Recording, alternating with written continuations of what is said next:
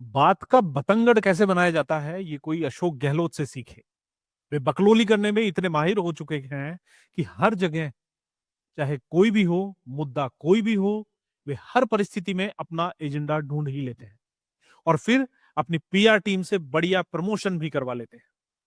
गहलोत की छपासगिरी का एक बड़ा उदाहरण सोमवार को देखने को मिला। मौका था राजस्थान के पूर्व मुख्यमंत्री बरकतुल्ला खां की जयंती का। यहां गहलोत को तस्वीर पर पुष्प चढ़ाने थे, हाथ जोड़ने थे और साथी नेताओं से रामाशामा करके निकल जाना था। लेकिन गहलोत तो गहलोत है। अगर कुछ अलग नहीं किया तो गहलोत कैसे कहलाएंगे।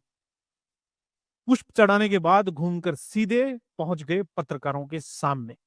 समझ गए, पत्रकार भी वो वाले जिन पर गहलोत की विशेष कृपा रहती थी और अब भी रहती है और शायद आगे भी बनी रहेगी जब तक वे उनकी जादूगरी का प्रचार प्रसार करते रहेंगे।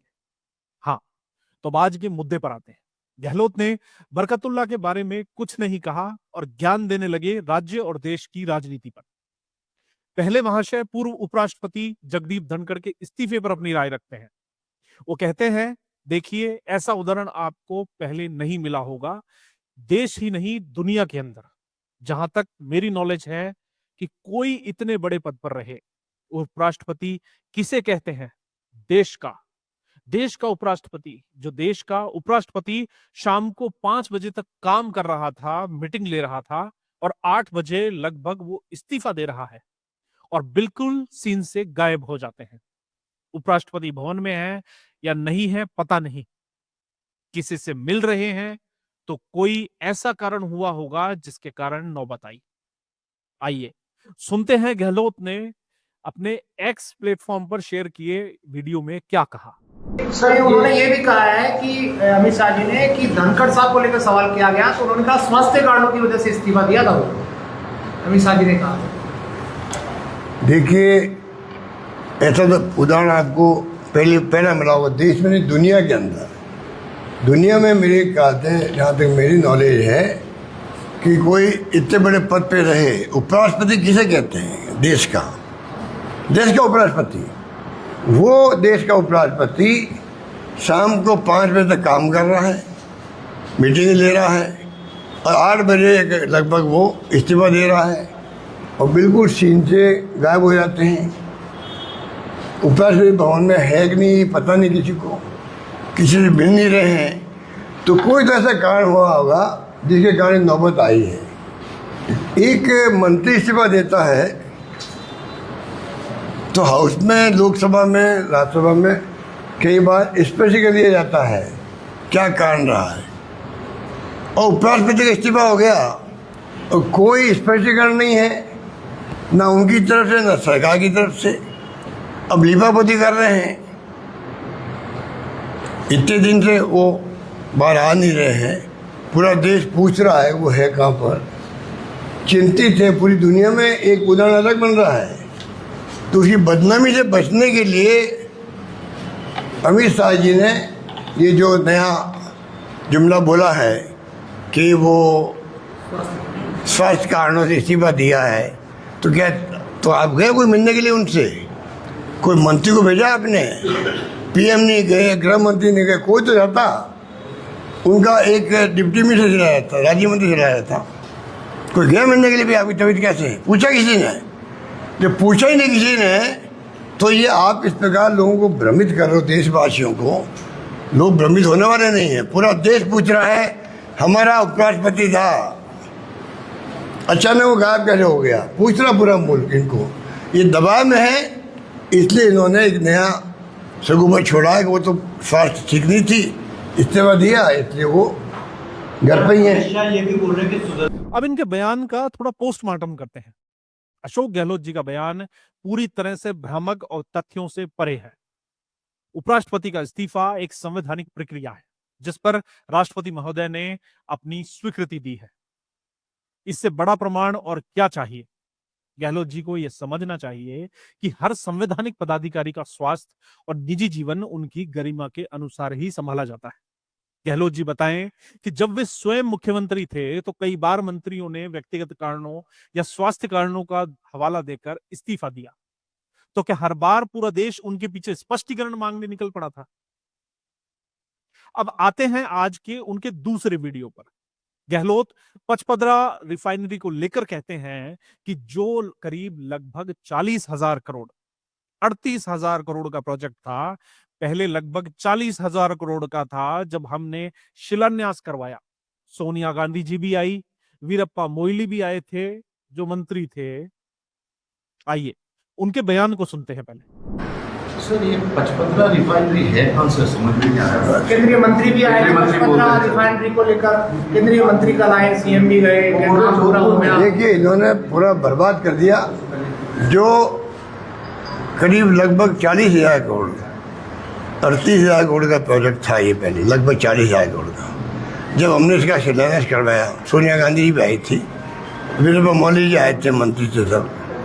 मुझे बहुत दुख होता है कि हमारी सब योजनाओं को जब सरकार जाती है ये बंद कर देते हैं। बंद करते ही, चाहे वो गरीब की हो, मजदूर की हो, किसान की हो, तमाम योजना बंद होती है तो उसकी कीमत बढ़ जाती है और तकलीफ आता किसान, मजदूर, गरीब। आज अगर रिफाइनरी उस वक्त जब हमने शिलान्यास किया, करवाया, तब अगर ये काम चलता तो 5-7 साल में पूरा हो जाता। ये बात 13 की है, आज 12 साल हो गए इसको। और वो 1 लाख करोड़ का प्रोजेक्ट हुआ लगभग। कहाँ तो 38,000 करोड़ का, कहाँ 1 लाख करोड़ का प्रोजेक्ट। कोई जवाब है इनके पास में? खाली ये फॉर्मेलिटी करने गए हैं। हो सकता है प्रधानमंत्री को बुला रहे होंगे तो कोई दिक्कत नहीं उसमें। हमें किसी को बुलाओ, काम तो पूरा करके दिखाओ। और पेट्रोकेमिकल कॉम्प्लेक्स साथ में उसके हैं। जनता का एजुकेट नहीं करो नौजवानों को। भाई पेट्रोकेमिकल कॉम्प्लेक्स के साथ में आपकी हमारी जो ये विभाग है या वो गाइड करेगा तो वहाँ क्या क्या उद्योग लग सकता है, लघु उद्योग लग सकता है, पेट्रोकेमिकल का, प्लास्टिक आधारित सैकड़ों तरह के उद्योग लग सकते हैं। कोई बताने के लिए तैयार नहीं है। और गुजरात में भी लगा हुआ ये, अब वहाँ के लोगों को अनुभव है, वो आएंगे यहाँ पर। कोई भी जा सकता है हिंदुस्तान के अंदर, कोई एतराज़ नहीं कर सकते। पर हमारे लोगों को तो काम मिल सकता है ना, कोई गाइड करने वाला है इनको। एक्वायर कर ली हमने ज़मीन इको के माध्यम से हमारे वक्त में, आगे काम कोई बताने वाला नहीं है राजस्थान के अंदर। कई नौजवान पढ़ते होंगे कॉलेज के अंदर, भाई मुझे पढ़े के बाद में काम करना, मैं उद्योग लगाना चाहता हूँ, कोई बताने वाला है इनको? हालात बड़े गंभीर है राजस्थान के अंदर। ये कहना चाहिए कि मुख्यमंत्री जी को कौन समझावे, कौन समझावे। मैंने कहा जोधपुर के अंदर पता नहीं उनके एडवाइज़र कौन है, एक लड़का मर गया, उनके खुद के प्रोग्राम आ रहा था, लोकेश नाम था भाई, उनके प्रोग्राम में 15 अगस्त का प्रोग्राम, मुख्यमंत्री जी मुख्य अतिथि, उनके प्रोग्राम को जाए और रास्ता मर जाए तो उसके लिए तो अलग तरह की संवेदना होनी चाहिए ना। उनके परिवार से मिल लेते, वो मिलना चाहते थे, डेलीगेट मिलना चाहता था। आप दूसरे रास्ते से ले गए आप उनको एयरपोर्ट। किसी के खिलाफ कार्रवाई करी उन्होंने, भाई तुमने मुझे मिसगाइड क्यों किया? जिला परिषद में कोई कार्रवाई हुई वहाँ पर कि 15 लड़के बेहोश हो गए वहाँ स्टेडियम के अंदर, नारेबाजी हुई मुख्यमंत्री के खिलाफ में, हमें अच्छा नहीं लगा। अब 15 अगस्त 26 जनवरी को नारेबाजी हो स्टेडियम के बाहर, क्या आप एंट्री नहीं दे रहे लोगों को? अरे हम तो यहाँ देखते थे कि वहाँ भरता नहीं था स्टेडियम में, SMS के अंदर भी दुख होता था यार कि मैनेज करना चाहिए था प्रशासन को, स्कूल कॉलेज के बच्चों को बुलाना चाहिए था। बचपन में भी जाते थे पैदल, तो क्या उनको नहीं चाहिए था कि भाई ये अंदर जाने का बंद क्यों कर दिया गेट? मेरे को समझ में नहीं आ रहा है। पूरा बड़ा स्टेडियम हमारा है वहाँ पर, ये तमाम बातें वहाँ हुई है। तो क्या बहादुरी कर ली जा करके इन्होंने जोधपुर में 15 से मना करके? कोई विकास करते वहाँ पर, कायाकल्प कर दी जोधपुर की, कोई घोषणाएं करते, वो तो कुछ हुई नहीं है। खाली जाके भाई जयपुर नहीं हमें वहाँ मनाना है, जैसे वसुंधरा करती थी, वो नकल कर रहे हैं मुख्यमंत्री जी, कुछ नहीं कर रहे। अगली बार को भरतपुर में कर दे, ये खुद का जिला है। सर सीएम साहब आज सभी और जल्दी उसको जल्दी कर दे, बाद में पता नहीं क्या हो। तो देखा आपने कैसे गहलोत अपनी दलीलें देकर खुद को विकास पुरुष दिखाने में लगे हैं। अब हम इसका भी तथ्यों के आधार पर सटीक पोस्टमार्टम करते हैं। अशोक गहलोत जी का बयान पचपदरा रिफाइनरी को लेकर पूरी तरह से भ्रामक और आधा सच वाला है।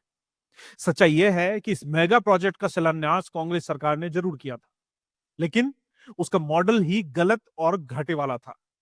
गहलोत सरकार ने रिफाइनरी की डील इस तरह बनाई थी कि जिसमें राजस्थान की जनता पर हजारों करोड़ का अत्यधिक बोझ पड़ता। यही कारण था कि भाजपा सरकार ने सत्ता में आते ही इस प्रोजेक्ट की गहराई से समीक्षा की और शर्तों को बदला, ताकि यह प्रदेश के हित में बनाया जा सके। आज जो रिफाइनरी 1 लाख करोड़ रुपए का प्रोजेक्ट है, वह समय की महंगाई और तकनीकी विस्तार का परिणाम है, न कि भाजपा की देरी का। उल्टा अगर कांग्रेस के भ्रष्ट और अव्यवहारिक मॉडल पर काम शुरू हो जाता तो न केवल खर्च और बढ़ता, बल्कि आने वाली पीढ़ियों पर करों का बोझ भी काफी बढ़ता। अशोक गहलोत अपनी पुरानी आदत के मुताबिक हर मुद्दे को तोड़ मरोड़ कर पेश कर रहे हैं, चाहे वह पूर्व उपराष्ट्रपति जगदीप धनखड़ का इस्तीफा हो या पचपदरा रिफाइनरी का मुद्दा। मामलों में गहलोत का बयान तथ्यों से परे और पूरी तरह से भ्रामक है। सच्चाई यह है कि धनखड़ जी का इस्तीफा संवैधानिक प्रक्रिया के तहत हुआ और रिफाइनरी प्रोजेक्ट को व्यवहारिक और लाभकारी स्वरूप भाजपा सरकार ने ही दिया। गहलोत का यह ढकोसला सिर्फ अपनी खोई हुई राजनीतिक जमीन बचाने की नाकाम कोशिश है। जनता अब उनके इस फर्जीवाड़े को अच्छी तरह से पहचान चुकी है।